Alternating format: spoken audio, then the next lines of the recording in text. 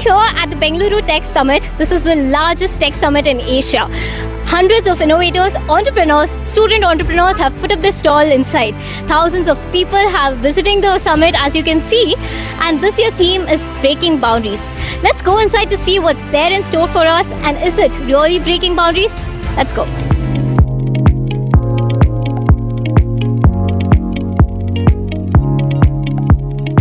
Can you tell us what is this machine and what does it do? What is this product about?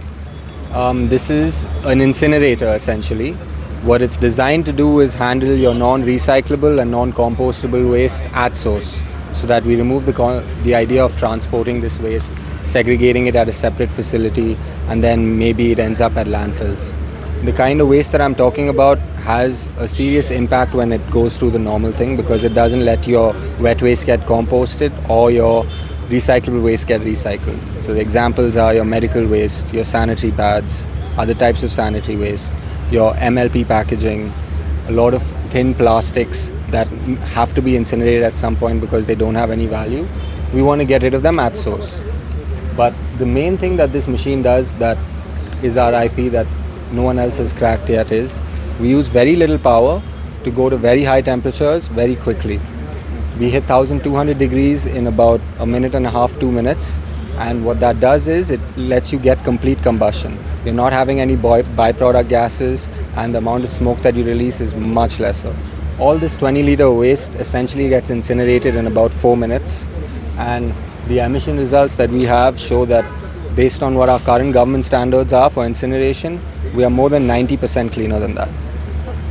Also, can you tell us what are you doing at the Bengaluru Tech Summit? Sure. Like here, all the waste is being composed and getting done with the machine. So talk to us about that also. We are handling all the sanitary waste.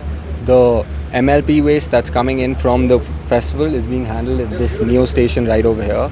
It's being collected by the housekeeping team and brought to us. And during the festival hours itself, the summit hours itself, we're able to handle all the waste.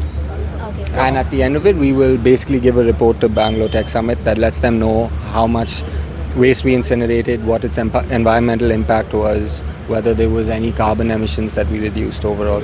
Because this machine is IoT and it automatically collects all that data as well. okay, so even the data as well as the waste is decomposed, and what happens after that? Like about the wastage from the machine. Yeah. So all the waste essentially becomes ash at the end of this cycle. From my experience, about 1 kg of waste turns into a gram or less of ash. We can show you what some of the ash looks like, because I think it's important. A lot of times when you burn things inefficiently, you'll get like charcoal pieces at the end. This is inert powder ash. We are currently putting it through multiple tests, but every test that we've done showed it's completely non-toxic and easily disposable as dry waste. But you can also put it with your compostable waste, improve the quality of your compost. Does it take up all the wet dry waste? One is that, and second thing, how much battery unit does it require? How long does it last? So this one full cycle where we incinerate 20 liters, we only use about 0.2 units of electricity. I think in Karnataka that's less than 2 rupees. It's very highly efficient. Does it take all the wet dry waste or any specific kind of waste? No, we only want to deal with the non-compostable and non-recyclable waste. It's illegal to deal with specifically PET bottles inside the machine. So it's a complete no from our side about inserting it into the machine. But in terms of safety, if someone does accidentally do that, the machine will handle it and it's fine. As you could see here at the Bangalore Tech Summit, these are the machines that are decomposing the waste that's produced at this summit. And that's great to know that we are going to get the data also about how much waste is being produced here at the summit. This is Siddaramaiah reporting for Daily Salar Digital.